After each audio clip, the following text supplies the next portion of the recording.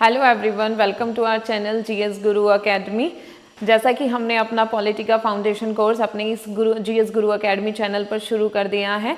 अब तक हमारा जो टॉपिक है वो है भारत का संवैधानिक विकास, हमारी क्लास में चल रहा है करंटली। और अब तक मैंने आपको इसमें क्या बताया है, सबसे पहले मैंने जैसे कि हमने बताया था, मैंने 1600 का, जब भारत का संवैधानिक विकास की हम शुरुआत करते हैं तो मैंने आपको 1600 का चार्टर पढ़ाया, फिर 1726 का चार्टर, 1773 का एक्ट मैंने आपको पढ़ाया, 1781 का एक्ट ऑफ सेटलमेंट मैंने आपको पढ़ाया है। और आज का जो हमारा टॉपिक है वो है 1784 का पिट्स इंडिया एक्ट। ठीक है, आज हम अपनी इस क्लास में 1784 का पिट्स इंडिया एक्ट पढ़ेंगे, 1793 का एक्ट पढ़ेंगे। ठीक है, आपसे मैं उम्मीद करती हूँ कि अब तक जो भी हमने पढ़ा है आप उसे साथ के साथ रिवाइज करते रहें, तभी हम आगे बढ़ पाएंगे। ऐसा नहीं होना चाहिए कि हमने जो आज पढ़ रहे हैं आप उसे पढ़ लें और जो पीछे वाला है आप उसे भूल जाएं, साथ के साथ रिवाइज भी करते रहें। ठीक है, तो आज हम पढ़ेंगे 1784 का। शुरुआत करते हैं अपने 1784 के पिट्स इंडिया एक्ट से। 1784 का पिट्स इंडिया एक्ट क्या है, तो देखिए, जब 1600 में EIC को, ईस्ट इंडिया कंपनी को, भारत में व्यापार करने की परमिशन मिल गई थी। ये परमिशन जो मिली थी EIC को, ये आरंभ में सिर्फ 15 वर्षों के लिए मिली थी। ठीक है, हमने क्या देखा, अभी तक मैंने आपको देखा कि कैसे कैसे ब्रिटिशर्स भारत में एक बड़ी पावर बन रहे थे, है ना, व्यापारिक शक्ति उभर रहे थे। और व्यापारिक शक्ति के साथ साथ व्यापार में तो इन्हें मुनाफा हो ही रहा था, इसके साथ साथ अब इन्होंने क्या, अपनी क्षेत्रीय शक्ति को भी बढ़ाना शुरू कर दिया था।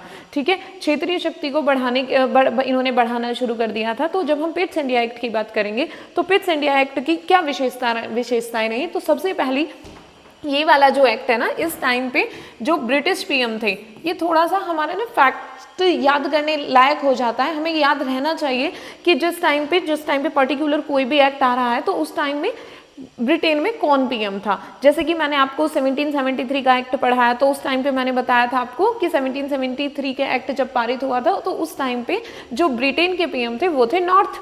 तो इसी तरह से यहाँ पे भी पिट्स इंडिया एक्ट में जो पीएम थे वो थे, यहाँ पे जो पीएम का नाम था, ब्रिटिश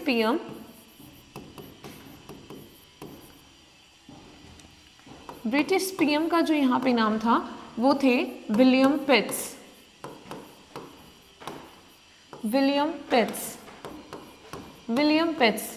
इन्हीं के नाम पे इस एक्ट का नाम दिया गया है इसको, पिट्स इंडिया एक्ट 1784।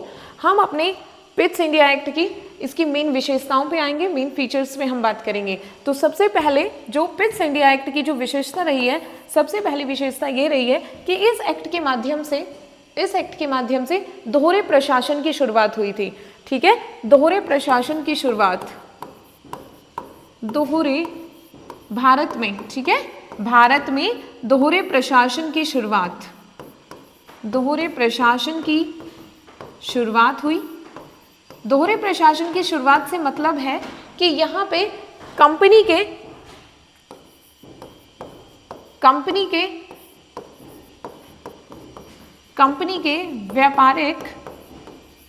के व्यापारिक और राजनीतिक कार्यों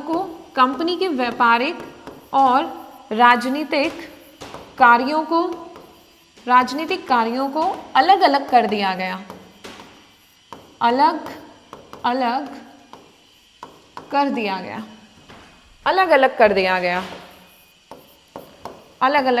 गया। हमने देखा था 1773 का, जब मैंने आपको एक्ट पढ़ाया था, जब 1600 का चार्टर भी हम पढ़ा रहे थे, तो मैंने आपको बोर्ड ऑफ डायरेक्टर्स के बारे में बताया था। ठीक है, एक था हमारे पास बोर्ड ऑफ डायरेक्टर्स, शॉर्ट में बोर्ड ऑफ डायरेक्टर्स, BOD का मतलब है बोर्ड ऑफ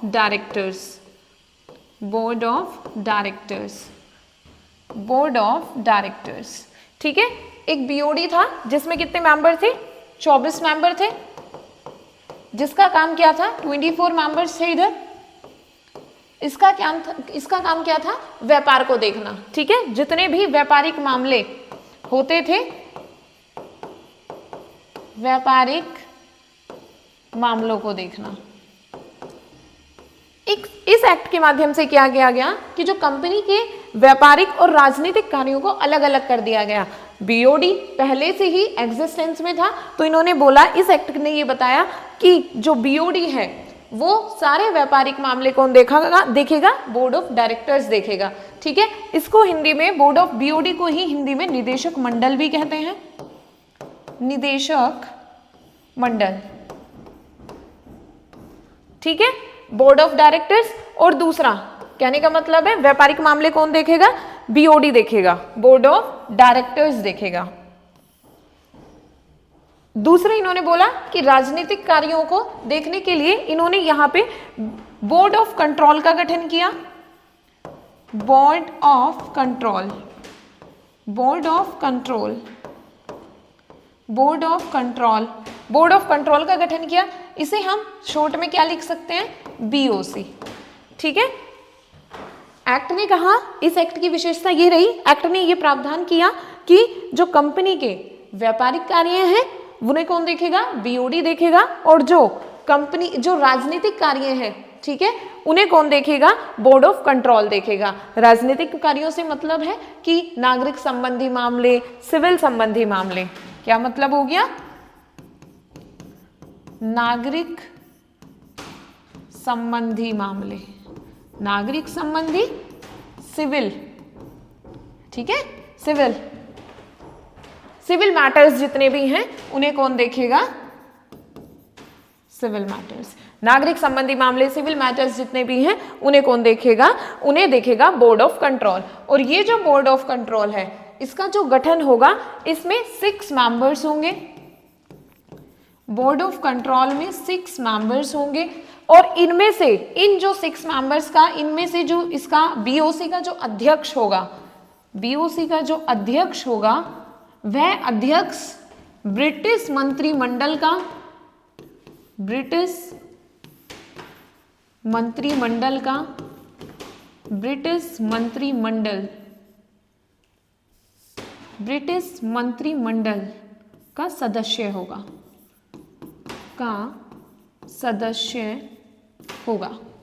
ठीक है, ब्रिटिश मंत्रिमंडल का सदस्य होगा। क्या बोला कि जो राजनीतिक कार्य हैं उन्हें बोर्ड ऑफ कंट्रोल देखेगा। और जो बोर्ड ऑफ कंट्रोल है उसका जो गठन है वो 6 मेंबर्स से होगा, 6 सदस्य होंगे।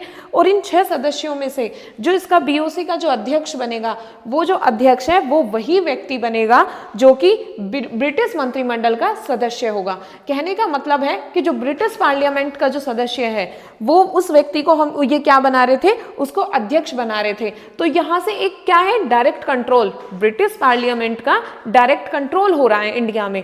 अब ब्रिटिश पार्लियामेंट डायरेक्ट देख रही है कि जो कंपनी है वो किस तरीके से कार्य कर रही है। उस पे एक तरह से अब तक ईआईसी इंडिविजुअली काम कर रही थी, ठीक है, ईआईसी यहाँ पे व्यापार कर रही थी, जो भी लाभ था वो वहाँ पे ब्रिटेन में ब्रिटिश पार्लियामेंट को दे रही थी। ऑब्वियसली इनडायरेक्टली उसका वो था, क्योंकि परमिशन ब्रिटिश क्राउन ने ही दी थी, उन्हें परमिशन यहाँ से मिली है।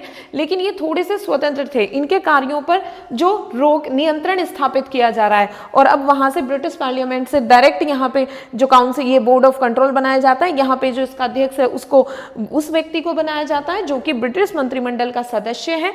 और यहाँ से अब एक नियंत्रण स्थापित हो गया है, ठीक है, ब्रिटिश पार्लियामेंट डायरेक्ट हस्तक्षेप कर रही है।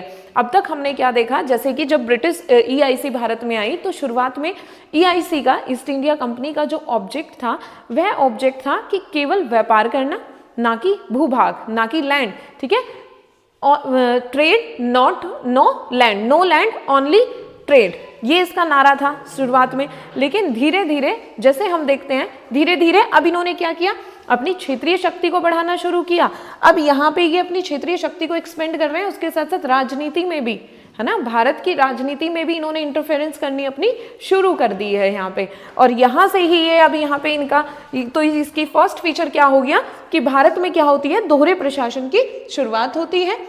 इस एक्ट के माध्यम से जो ईआईसी है उसके राजनीतिक और व्यापारिक कार्यों को अलग अलग कर दिया जाता है।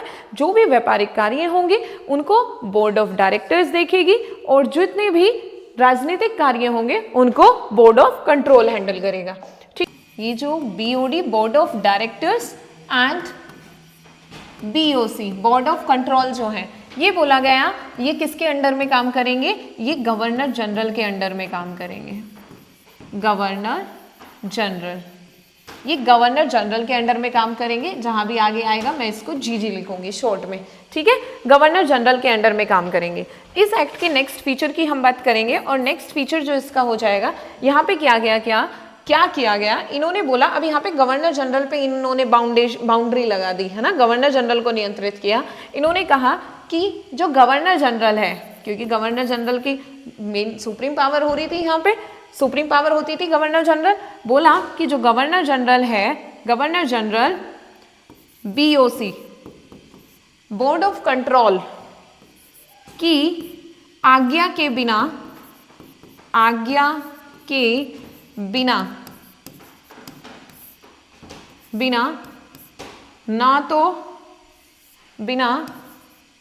ना तो किसी राजा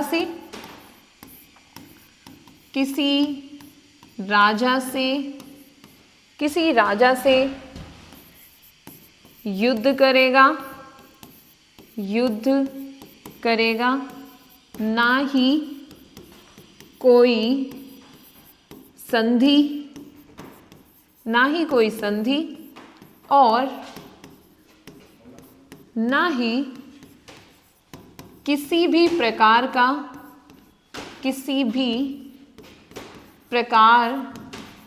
का कोई आश्वासन देगा, किसी भी प्रकार का कोई आश्वासन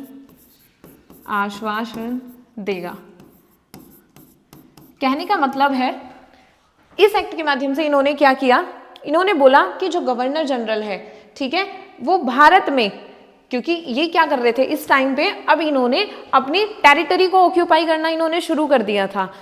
व्यापार तो ये कर ही रहे थे, वहां से इन्हें लाभ कमा रहे थे, लेकिन अब इन्हें लगा कि भारत में क्यों ना ये यहीं बस जाए, क्योंकि यहाँ की जो जनता है वो बहुत भोली भाली है, उसको ये अच्छे से, उसको बहुत इजीली उसको ये मूर्ख बना पा रहे थे, उस यहाँ पे अपना शासन स्थापित कर पा रहे थे, लोगों को प्रताड़ित करते थे, ठीक है। तो इन्होंने क्या किया, यहाँ पे अब यहाँ के भूभाग राजाओं से युद्ध, यहाँ पे युद्ध चल रहा था, जैसे कि 1784 के टाइम पे हम आंग्ल मेशूर युद्ध पढ़ते हैं, जब हम मॉडर्न हिस्ट्री पढ़ेंगे वहाँ पे आप 4 युद्ध पढ़ते हैं, ठीक है, 4 आंग्ल मेशूर युद्ध हम वहाँ पे पढ़ते हैं। तो यहाँ पे क्या हो रहा था, युद्ध हो रहे थे। युद्ध किस लिए होते थे, जहाँ पे भी युद्ध हो रहा है उस राजा की, अगर राजा हार गया तो जो जितनी भी टेरिटरी होती थी फिर उसको ये ऑक्यूपाई कर लेते, ठीक है, उसको ऑक्यूपाई कर लेते थे। वहाँ का जितना भी रेवेन्यू है, वहाँ के चाहे दीवानी मामले हो गए, राजनीतिक मामले हो गए, अब सब कुछ कौन देख रहा है, EIC देख रही है, ये देख रहे हैं, और उसको वहाँ पे ब्रिटिश गवर्नमेंट डायरेक्ट कंट्रोल कर रही हो, ब्रिटिश गवर्नमेंट उस पर कंट्रोल कर रही होती थी। जैसे कि BOC का जो अध्यक्ष था वो कौन था, BOC का अध्यक्ष हमने बात की,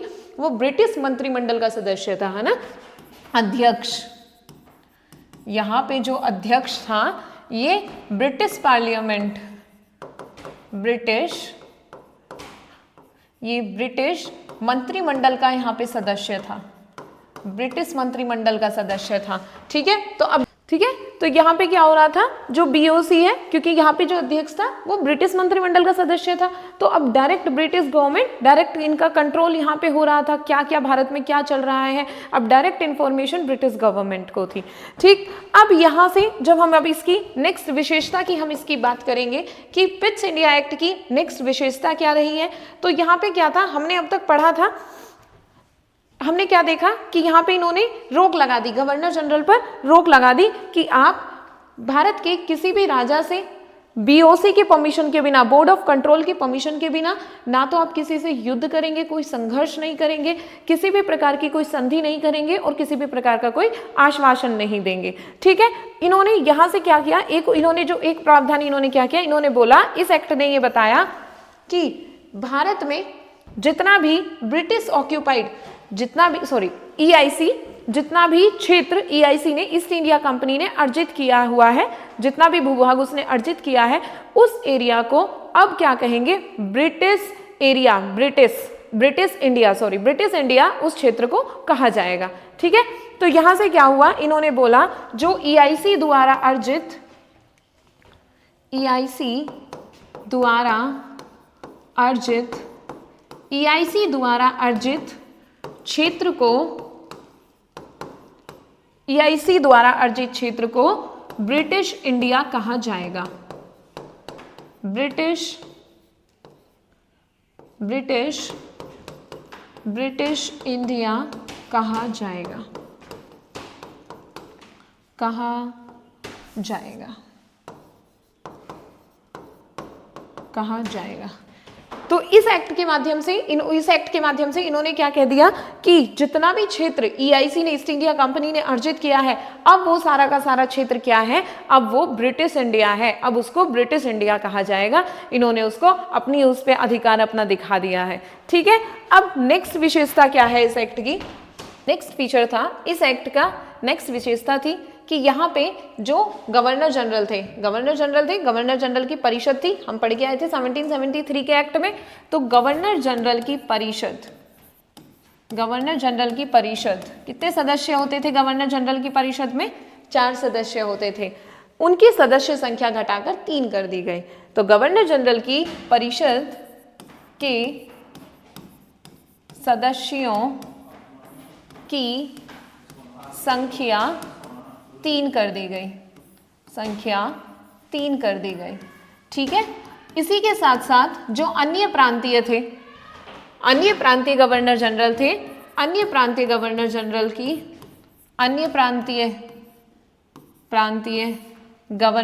जनरल की जो परिषद थी, जैसे मद्रास और बंबई की, ठीक है, अन्य जो प्रांतीय गवर्नर जनरल थे उनकी परिषद की संख्या भी 3 कर दी गई, 3 कर दी गई।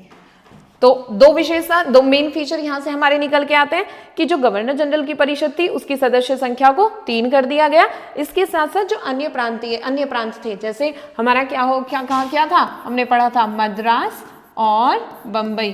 तो यहाँ पे भी इनके जो गवर्नर थे उनकी परिषद की संख्या 3 कर दी गई, 3 कर दी गई। ठीक है, इसके बाद हम यहाँ पे देखेंगे कि जो गवर्नर जनरल थे, यहाँ पे इन्होंने क्या किया, जो गवर्नर जनरल हैं और जो 3 अदर मेंबर हैं, इस एक्ट के माध्यम से इन्होंने कहा कि यहीं से ही हम क्या बनेंगे, इनमें से ही एक व्यक्ति को कमांडर इन चीफ बनाया जाएगा, इनमें से ही एक व्यक्ति को कमांडर इन चीफ बनाया जाएगा, कमांडर इन चीफ बनाया जाएगा, कमांडर इन चीफ बनाया जाएगा। ओके, तो अब हम बात करेंगे 1786 के चार्टर एक्ट की। तो 1786 के चार्टर की क्या विशेषता रही? इसकी प्रथम विशेषता यह रही कि जो गवर्नर जनरल को यह पावर दी गई कि जो गवर्नर जनरल है वो विशेष परिस्थितियों में अपनी जो परिषद है उसके निर्णयों को बदल सकता है, उन्हें निरस्त कर सकता है। ठीक है, तो इसके द्वारा गवर्नर जनरल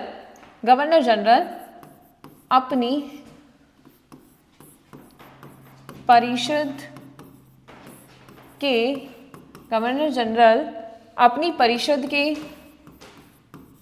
निर्णयों को पलट सकता है, निरस्त कर सकता है। ठीक है, निरस्त कर सकता है। ठीक है, तो इस एक्ट के माध्यम से इन्होंने गवर्नर जनरल को यह शक्ति दी गई कि गवर्नर जनरल अपनी परिषद के निर्णयों को पलट सकता है, उसे निरस्त कर सकता है। और यहां से ही ये बोला गया, नेक्स्ट इसके माध्यम से ये बोला गया कि जो commander in chief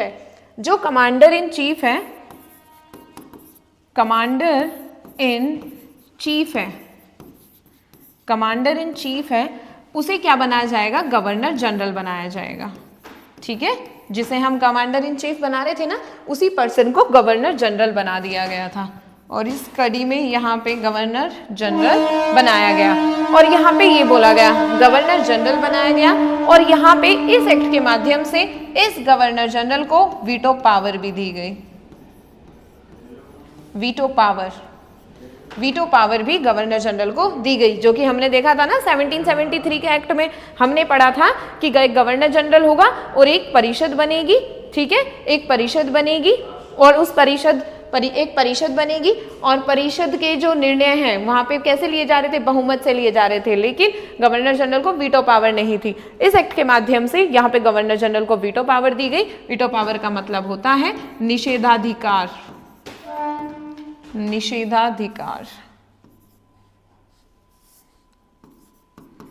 निषेधाधिकार,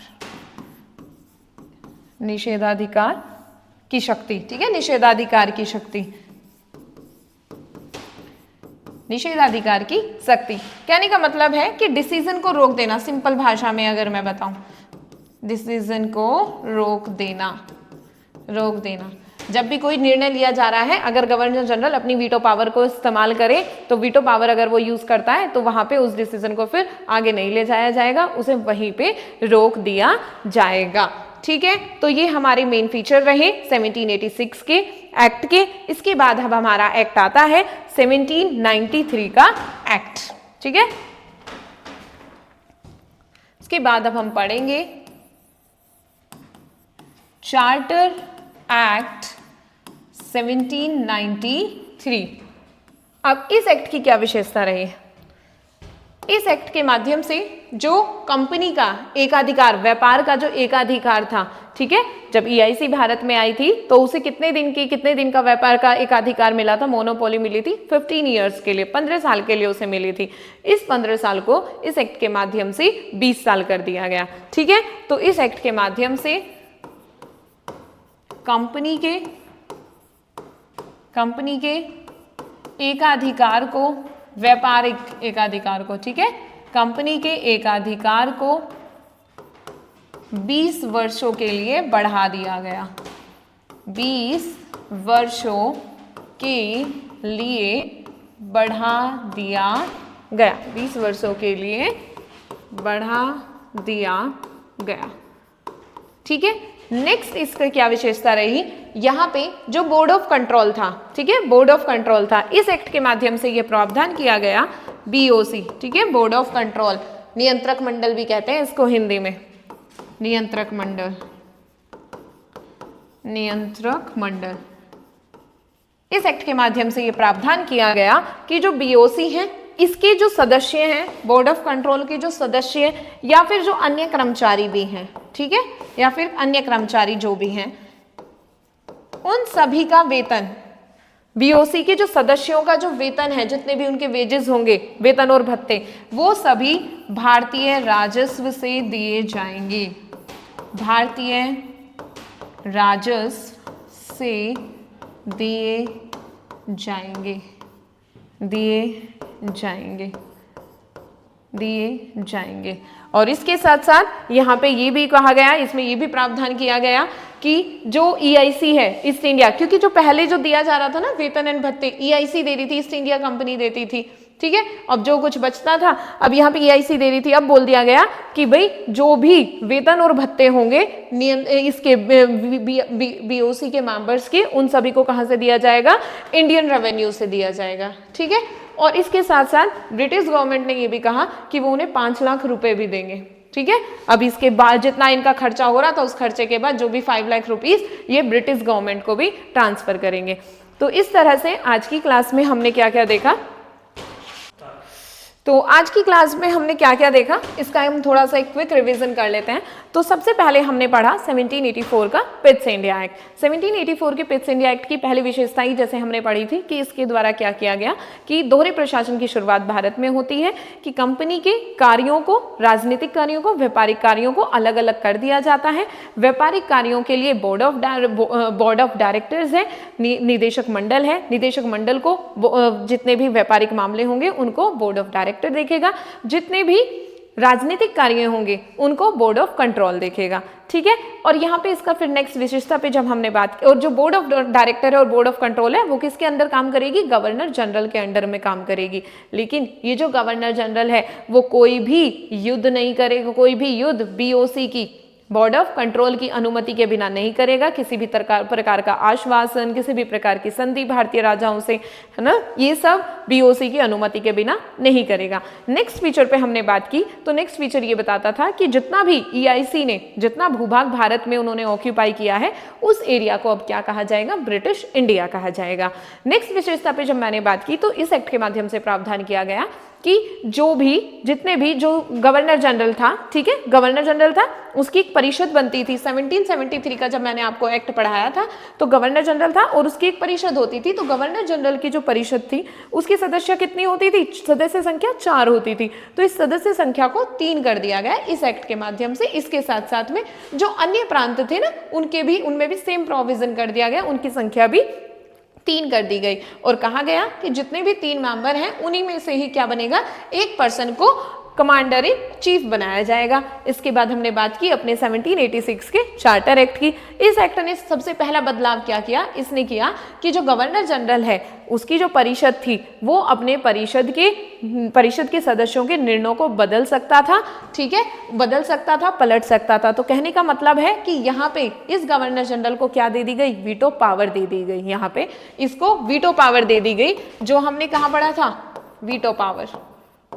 veto power दे दी गई। यहाँ पे इसको वीटो पावर दे दी गई, जो कि हमने जब हम 1773 का रेगुलेटिंग एक्ट पढ़ रहे थे तो गवर्नर जनरल को वहाँ पे वीटो पावर नहीं दी गई थी। तो इस एक्ट के माध्यम से वीटो पावर दे दी गई और यहाँ पे ये बोला गया कि जो गवर्नर जनरल है, जो कमांडर इन चीफ हम बना रहे थे, उस कमांडर इन चीफ को ही क्या बनाया जाएगा?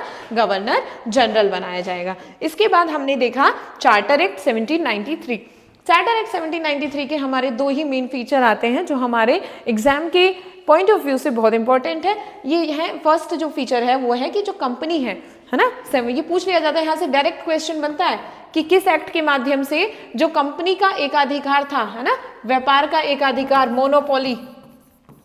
मोनोपोली, किस एक्ट के माध्यम से उसे 15 वर्ष से बढ़ाकर 20 वर्ष कर दिया गया था? तो कौन सा एक्ट था? 1793 का एक्ट था। इसके बाद जो हमारा बोर्ड ऑफ कंट्रोल है, बोर्ड ऑफ कंट्रोल को ये प्रावधान किया गया कि बोर्ड ऑफ कंट्रोल के जो सदस्य हैं उनका जितना भी वेतन भत्ते हैं, वेजेस, ठीक है, जितने भी वेजेस हैं वो कहाँ से दिए जाएंगे? भारतीय राजस्व से दिए जाएंगे, ठीक है, इंडियन रेवेन्यू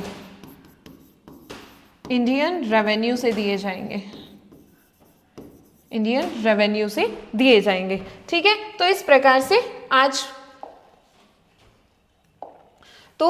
की क्लास को मैं यहीं पे समाप्त करती हूँ, ठीक है। आप अपनी क्लास के आज की जो क्लास है उसके नोट्स साथ के साथ बनाते रहें और साथ के साथ रिवाइज करते रहें, ठीक है। ऐसा नहीं होना चाहिए कि जो हम आज पढ़ रहे हैं उसे आप आज पढ़ लें लेकिन जो पिछले वाला है वो भूल जाएं। साथ के साथ रिवाइज करते रहें। कल हम अपनी नेक्स्ट क्लास पे आएंगे। आप हमारी क्लास को ज़्यादा से ज़्यादा शेयर करें, हमारे चैनल को सब्सक्राइब करें, लाइक करें, कमेंट करें। आपको क्लास कैसी लगती है आप ज़रूर बताएं, ठीक है। आप रोज़ क्लास को देखें। कभी कभी हो जाता है कि हम क्लास नहीं रिकॉर्ड कर पाते हैं, इसका ये मतलब नहीं है कि अब आगे क्लास नहीं आएगी। आप ज़्यादा से ज़्यादा रोज़ देखें। हो जाता है, थोड़ी बहुत प्रॉब्लम्स हो जाती हैं कुछ, लेकिन उसके बावजूद भी आप अपना क्लास को देखते रहें। Okay, thank you for watching. मिलते हैं नेक्स्ट क्लास में।